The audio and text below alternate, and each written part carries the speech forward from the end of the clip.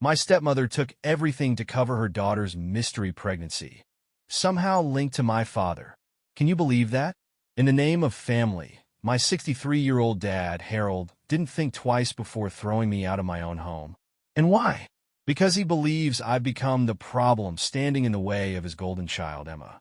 Emma, my 30-year-old stepsister, is everything my dad adores, or so he says. She's Daddy's little pearl, his pride and joy, a woman who supposedly can't do anything wrong. Yet somehow, she's pregnant, and no one seems to know, or wants to say, who the father is. Let's be real, though. If you know Emma, you know there's nothing magical about her situation. She's the queen of bad decisions, constantly jumping between fleeting ambitions. One minute she's dreaming of being an escort, and the next an internet model. But the truth is, she's utterly incapable of supporting herself, and it's painfully clear that her high standards don't match her capabilities. Rather than hold her accountable for her choices, my father decided that the best course of action was to force me, his own son, out of my house. The home I had worked so hard for.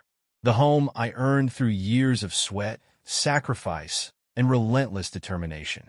He expects me to hand it over to Emma, along with my savings, just so she can have a roof over her head while she figures out her next big break. This is the same father who has disowned me as his responsibility in front of others on countless occasions, yet is strangely obsessed with reminding me about our shared ancestry whenever it suits him. Lately, he's been trying to guilt-trip me into bonding with his wife, Linda, and her daughter, Emma, as if some forced connection would make us an actual family. He even has the nerve to bring up my earnings as though my success is somehow his accomplishment. Let me tell you about Emma.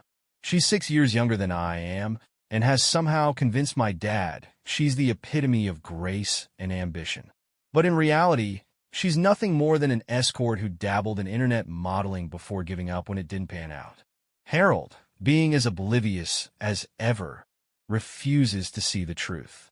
He parades her around like she's a shining star, completely ignoring her reckless lifestyle and the trail of chaos she leaves behind. Now, I'm not a saint, but I do my best to live by a set of principles. My career and personal values come first. I've dated here and there, but I don't sleep around, and I certainly don't see casual flings as an achievement. In contrast, Emma's lifestyle is the polar opposite. She's lost count of her partners, if she ever kept track in the first place. And her choices are not only reckless but deeply unsettling. Emma tried making a name for herself online by posting provocative photos and videos. I don't have an issue with people hustling in their own way, but let's just say her efforts were far from successful. How do I know all this? A friend of mine filled me in after Emma messaged him one night, inviting him to hang out. He showed me the link she had sent him to her page, and I was mortified. To think she stooped to this level while still begging my father for money makes my blood boil. I've seen enough to understand the kind of person she is. Back when I used to come home during college holidays, I'd catch glimpses of her sneaking out with older men or climbing back into the house at odd hours. On one occasion, I even saw her accepting flowers from a man in a car before disappearing for the night. Her behavior hasn't changed much over the years, and honestly, I doubt it ever will. And then there's Linda, Emma's mother and my father's wife. Linda was once a stunning flight attendant who charmed her way into my father's life. She had the kind of beauty that turned heads, especially those of men like Harold, who could never resist temptation. Now, however, she's a shadow of her former self. She owns a local daycare, but with her claw-like nails and overly botched cosmetic procedures, it's a wonder anyone trusts her with children. Linda thrives on chaos. She's the kind of person who meddles in everyone's affairs, offering unsolicited opinions that always manage to spark conflict.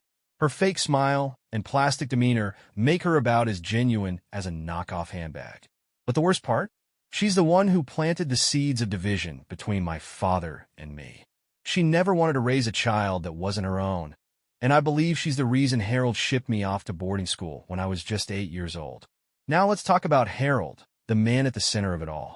He genuinely believes that every decision he makes is righteous, no matter how selfish or misguided it is. He's lived a full life, as he likes to say, and uses that as a justification for his actions. But the truth is, he regrets having me because I'm nothing like him. And thank goodness for that. My mother was a completely different kind of person. She was strong, kind, and selfless. Despite her differences with my father, she never let me see him in a negative light. She always reminded me that he was still my dad, no matter what. Tragically, she passed away in a car accident when I was only 4. She was on her way to pick me up from school, running just 10 minutes late when an intoxicated driver ended her life. That day changed everything for me. After my mother's death, I was left to fend for myself. Harold remarried Linda just 2 months after the divorce, and by the time I was 5, Emma was born. From then on, I was an outsider in my own family. Boarding school became my refuge, and I threw myself into my studies and work, determined to build a life of my own. After years of hard work, I finally achieved a dream I never thought possible. I bought my own house. It's a modest home, but it's mine, and I'm proud of it. When I moved in, I decided to invite my family to the housewarming, even though our relationship is strained. I thought it was the right thing to do, but my father's reaction crushed me. Instead of being happy for me, he criticized every detail and made a spectacle of our broken relationship in front of my friends, co-workers, and even my boss. A week later, the call came, and just like that, everything I had worked for was under threat. I was deeply engrossed in a particularly challenging assignment at work when my phone buzzed with a message from Dad. He wanted to meet, and despite my reservations, I reluctantly agreed. When I arrived home that evening, the atmosphere felt heavy, almost suffocating. Emma was curled up on the couch, her eyes red and puffy from crying, while Linda sat nearby, glaring at me with a sharp, disapproving look that could cut glass. Dad, meanwhile, was in the kitchen rummaging through the fridge, pulling out beer bottles like it was the solution to every problem. He offered me one, but I politely declined, already bracing myself for whatever bombshell he was about to drop. As I asked what he wanted, a knot tightened in my stomach. His response didn't help. Raising his eyebrows, he retorted, "Ask yourself if you've finally started giving a damn about us." His words stung, and I stared back at him, confused and disbelieving. Without waiting for a reply, Dad motioned for me to follow him into the living room, where Emma and Linda were waiting. I hesitated, but eventually walked over to the other couch and sat down. Linda rolled her eyes dramatically, and Emma crossed her arms, her face a mixture of defiance and despair. Dad sauntered in, plopping himself down between them, and placed his beer bottle on the coffee table with a thud. Then, with an air of exasperation, he asked if I was blind. The question hung in the air, and before I could respond, he launched into a tirade, accusing me of either deliberately ignoring what was obvious or being too self-absorbed to notice. He insinuated that my recent house purchase had inflated my ego and made me forget about the people who truly mattered. I tried to keep my tone even as I asked him to elaborate, though his accusations were already starting to wear on me. Instead of clarifying, he mocked me with a theatrical sigh and a dismissive wave of his hand. Then, in a voice dripping with condescension, he claimed I had ignored offers to help and failed to see that the family was in crisis. Naturally, I asked what specific crisis he was referring to, though I already had a sinking feeling in my gut. He turned to Emma, who reluctantly met my gaze before rolling her eyes and blurting out, "I'm pregnant." For a moment, I was stunned. I opened my mouth to congratulate her, but before I could get a word out, she burst into tears. Dad, ever the savior, jumped in to explain that Emma had only recently discovered her pregnancy, and the baby's father had promptly broken up with her upon hearing the news. Linda, who had been sitting silently until now, chimed in with her usual self-righteous tone, declaring that since Emma had decided to keep the baby, it was now the family's collective responsibility to support her. Still trying to process everything, I hesitated before asking, "Is that something she can afford?" It was an honest question, driven by genuine concern, but Emma and Linda reacted as if I'd just insulted their entire existence. Both glared at me with such intensity that I half expected them to leap across the room. Dad, sensing the tension, moved to sit beside me and put a hand on my shoulder. With a tone that was both patronizing and pleading, he began lecturing me about the virtues of being a good brother. According to him, brothers should be willing to sacrifice everything, even their own lives for their sisters. He painted himself as the model father, a man who would go to any lengths for his daughter. I sighed deeply, already exhausted by the direction this conversation was heading. Forcing a tight-lipped smile, I asked him directly, "What do you want me to do?" The smile on his face widened as he delivered his verdict. "You're giving your house to Emma." I blinked, certain I must have misheard. "No, I'm not," I replied firmly. But Dad just grinned and rubbed my back, saying, "That's my good boy." "Yes, you are." "I'm not," I repeated, my voice growing colder. Dad's smile vanished, replaced by a scowl. "Why not?" he demanded. I explained as calmly as I could that while I was willing to help Emma financially, the house was mine. I even suggested letting her stay rent-free until she figured out a way to support herself. But that wasn't enough for Dad. He insisted that I not only give her the house, but also vacate immediately and buy a new one for myself. I tried to reason with him, pointing out that Emma, being unemployed and pregnant, wouldn't be able to handle the household expenses. His response? Those expenses would fall under my purview. "Excuse me?" "Absolutely not," I said, barely containing my anger. Standing my ground, I told him it wasn't going to happen and left the house, slamming the door behind me. But the saga didn't end there. A week later, I came home from work to find movers hauling boxes out of my house. My boxes. My belongings. Panicking, I ran over to ask what they were doing. One of the men calmly explained that the homeowner had ordered them to clear out the place. "I am the homeowner," I shouted, my frustration boiling over. Demanding they stop immediately, I stormed inside to find Dad and Emma standing in the middle of the living room. They greeted me with smug expressions, ignoring my demands for an explanation. Dad simply said, "Act like a brother," as if that excused everything. When I threatened to call the police, they finally left, but not without hurling insults and slamming the door on their way out. Reflecting on the chaos, I feel a mix of guilt and rage. Was I wrong to set boundaries? Maybe, but their indifference to me as a child and their sudden, overwhelming demands now are simply too much. To be honest, I didn't expect this story to resonate with so many people, but the comments have been both eye-opening and validating.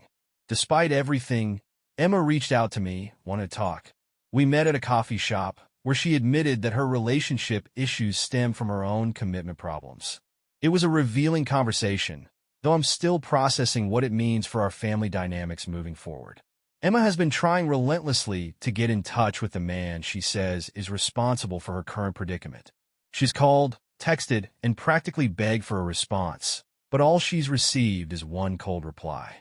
In it, he told her that until she took care of the child, he had no interest in speaking to her again. The cruelty of his message left me seething. The sheer audacity of this man made my blood boil. Despite Emma's flaws, no one deserves to be treated like disposable trash. When I cautiously asked her what it was that he discovered about her that led to this response, she seemed hesitant to explain. She mentioned it felt strange to discuss such things with a sibling, which I could understand. Most likely, she was referring to her history with virtual escorting and internet modeling. I didn't press her. Instead, I shrugged and reassured her that it was fine if she wasn't ready to share. Emma took a deep breath, exhaling slowly as if summoning courage, and then began to speak. What followed was an unfiltered confession, a mixture of regret, defiance, and self-awareness that confirmed my worst fears. She revealed that Linda, our stepmother, had been a significant influence in her decision-making. According to Emma, Linda dismissed her dreams of becoming an artist, saying that painting wouldn't lead to happiness or financial stability. Instead, Linda encouraged her to find a boyfriend who could provide the lifestyle she desired. Emma, still young and impressionable, soon began attracting the attention of older men, a fact that initially unsettled her. But when she confided in Linda about it, Linda called it a good thing, telling her that older men were the ones who knew how to handle money and would treat her well. At just 20 years old, Linda advised Emma to skip college, claiming it wouldn't offer her the nice, comfortable life she wanted. Instead, Emma decided to chase a dream of becoming a model. She applied to several agencies but received little to no interest. Then, she met a man in his 40s who promised he could help her find work. Excited by the possibility, she trusted him, until she realized the cost of his so-called help. Her first job involved attending parties in expensive clothes and jewelry he provided. However, the true nature of her role became clear when she was expected to entertain a man in exchange for modeling opportunities. Though she did eventually land one small photo shoot for a modest brand, it wasn't worth the price she paid. Worse, she was later exploited by other men under similar pretenses, all while chasing a career that was more illusion than reality. Eventually, she discovered that the man who had initially invested in her had been profiting off her all along.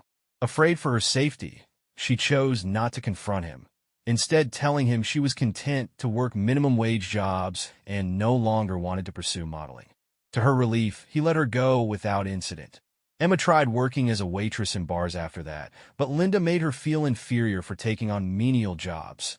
According to Linda, women were meant to be ornaments, beautiful, polished, and admired, not toiling away like common laborers. Feeling both demoralized and pressured, Emma began dining out exclusively with men who would pay for her company. While some of these interactions were harmless, many led to troubling encounters with obsessive or controlling individuals. Eventually, Emma decided that escorting was less complicated than building connections with men who often demanded more than she was willing to give. Things went smoothly for a while until a friend introduced her to internet modeling.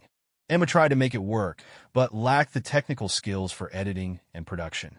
Her shy and reserved nature didn't help either, and the venture quickly fizzled out. It was around this time that she reconnected with an ex-co-worker who had become a barista. They started dating, and for a while, Emma felt genuinely happy. However, her boyfriend was possessive and distrustful, understandable, given that she had continued escorting behind his back. When she eventually stopped escorting and gave up modeling altogether, he supported her financially with his limited income, which she appreciated. Linda, however, was less impressed, constantly belittling Emma's choices and pressuring her to aim higher. Then came the pregnancy. When her boyfriend discovered the truth about her past, it shattered their relationship. He found out that she had maintained a list of clients and hinted that several of them could be potential fathers. Though some of these men provided financial assistance, believing themselves to be the sole contributor, Emma knew the truth. One man even proposed to her, but she couldn't bring herself to accept. Emma confessed that Linda had been pushing her to marry the man who proposed and let him believe he was the child's father. But Emma, torn between her principles and her circumstances, refused to go along with such a blatant deception. She also admitted she didn't want to marry a man she didn't love, let alone one she described as creepy and controlling. At that moment, Emma looked at me with a mixture of vulnerability and desperation. She admitted she hadn't told Dad the full truth, as he still believed she was doing part-time modeling and had been in only one serious relationship. She feared his reaction if he ever found out the extent of her past. When I asked her what she wanted me to do to help, her answer caught me off guard. She said she wanted me to make amends with Dad, believing it might somehow ease the tension within the family and offer her some stability.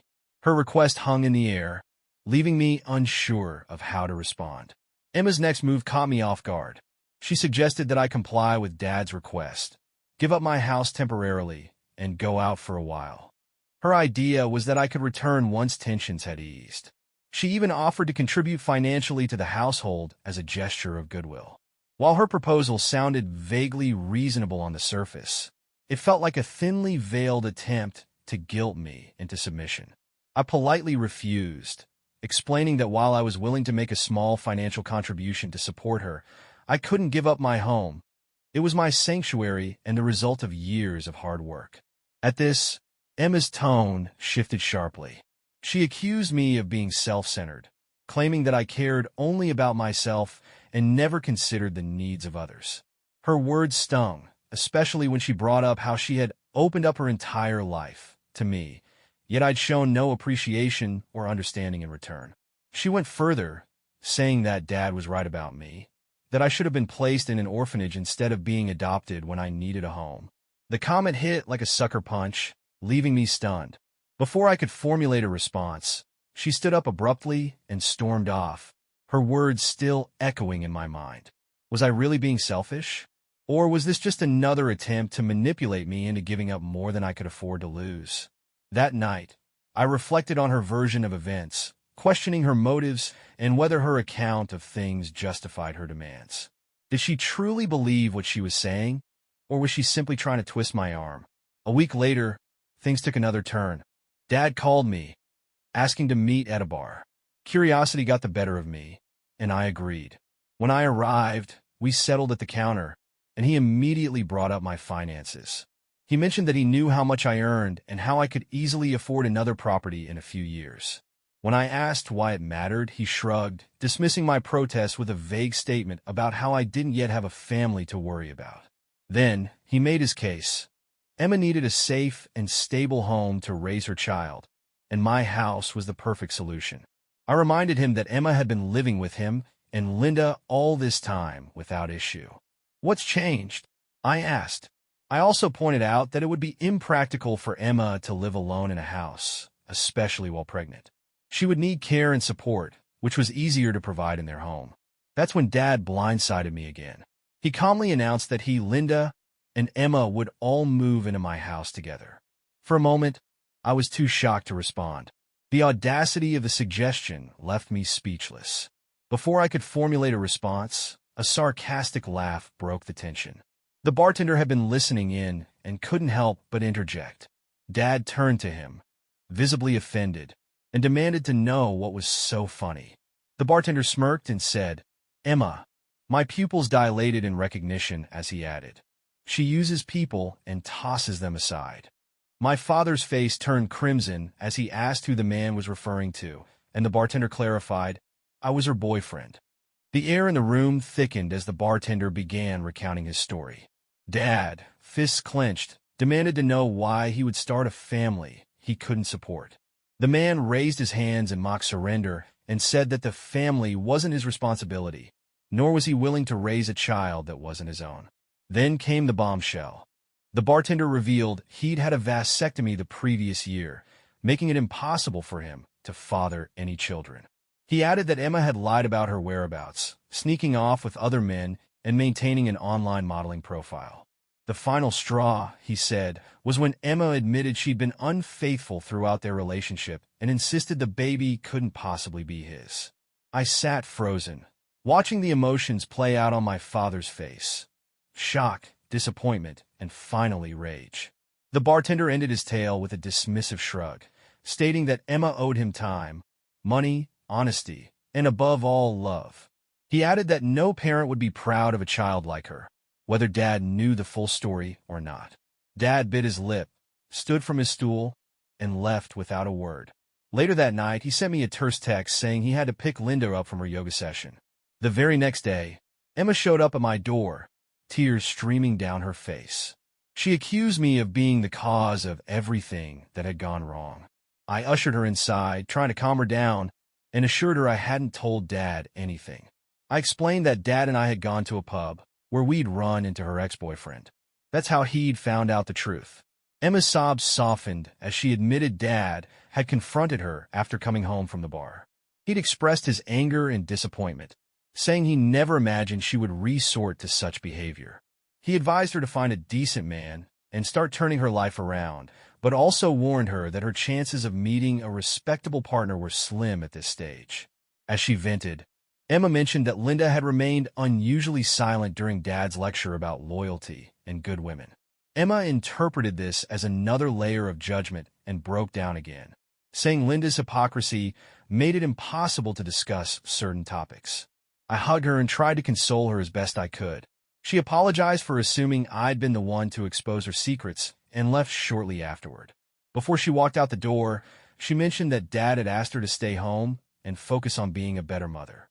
I couldn't help but wonder what Linda's role in all of this truly was.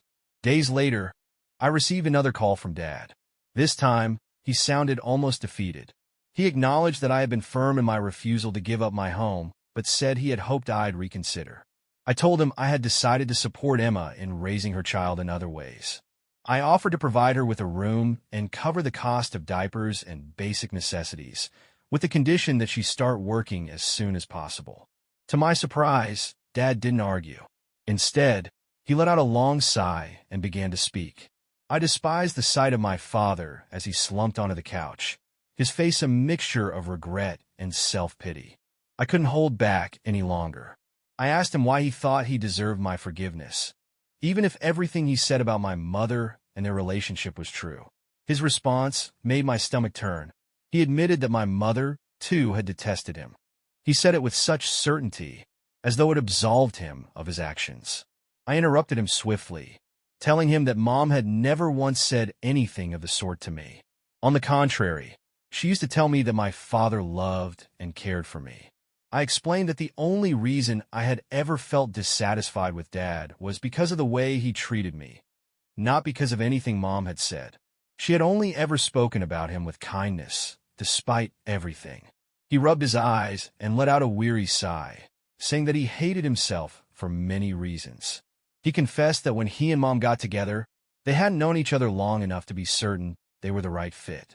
He admitted that he liked her, but never felt the kind of spark he now claimed to have with Linda. He said he married Mom because she was pregnant with me, not because he was in love with her. Then, almost casually, he dropped another bombshell. While still married to my mother, he had an affair with Linda. His voice softened as he described how Linda ignited something in him that he didn't even know was there. He claimed she made him feel alive and happy in ways he hadn't experienced before. By the time he realized how wrong it was, Linda was already pregnant. He said he planned to tell my mother everything, but hesitated. Linda, feeling uneasy, took matters in her own hands and came to our house to reveal the affair herself. What followed was a painfully messy confrontation. My mother, deeply hurt but ever the dignified woman, approached my father for a divorce without hostility. Meanwhile, Linda moved in with my dad, and they began their life together. It wasn't long before I was sent to boarding school, just 3 years after my mother's tragic passing. My father admitted that Linda had pushed for this arrangement, worried that he might favor me over Emma out of guilt. It stung to hear him say that Linda's wishes came before mine, even as a child. Dad leaned back, muttering something about love making people do foolish things. I clenched my fists, every fiber of my being wanting to lash out at him, but I forced myself to remain calm. Before I could respond, Linda appeared at the doorway, holding a water bottle. She placed it on the table, claiming she was heading to the kitchen to prepare for her yoga session. She disappeared as quickly as she came, leaving me in a haze of disbelief. Moments later, I noticed Linda had left her water bottle behind. I grabbed it and headed to the door, intending to return it, but by the time I reached the driveway, she was already pulling out. My curiosity got the better of me, and I followed her. She didn't drive to the yoga studio, as she claimed. Instead, she parked near an alley, scanned her surroundings, and slipped into another vehicle. I watched, stunned, as she hugged and kissed the driver before they drove off together. My teeth clenched as I processed the scene. I parked near the yoga studio and entered, hoping to confirm my suspicions. When I asked the staff about Linda, they claimed she wasn't a client there. My heart sank, and anger bubbled up inside me. As I returned to my car, I noticed the vehicle she had left in pulling up to the parking lot. I started recording as she stepped out, looking carefree and happy. A man exited the car, opened her door, kissed her cheek, and even slapped her behind. So much for yoga. I left before Linda noticed me and returned home to stew over what I had just witnessed. My father, who had cheated on my mother, was now being cheated on himself. Karma had come full circle. Over the following days, Dad tried calling me several times, but I ignored his calls. I needed time to process everything before confronting Linda. When I finally decided to speak with her, I chose a moment when Dad wasn't home. Emma was asleep, so it was just the two of us. I casually asked Linda about her yoga session. She claimed she attended classes daily, even on Sundays. Her tone faltered slightly when I mentioned the club she frequented and its lack of female instructors. Her surprise deepened when I revealed that I had followed her the day before. Her composure cracked when I told her what I'd seen. Predictably, she denied everything, but I remained calm, pulling out my phone to show her the video I had recorded. The color drained from her face as she watched. For a brief moment, she was silent, but then she shrugged and returned to stirring spaghetti sauce as if nothing had happened. "It doesn't matter anymore," she said nonchalantly. "I'm already planning to divorce your father." Her confession floored me. She admitted she had been seeing her lover for 3 years, reigniting a relationship they had started long ago. He was a widowed businessman who had once been married to the daughter of his boss. Linda revealed that their relationship had been fraught with complications, but they had always hoped to be together eventually.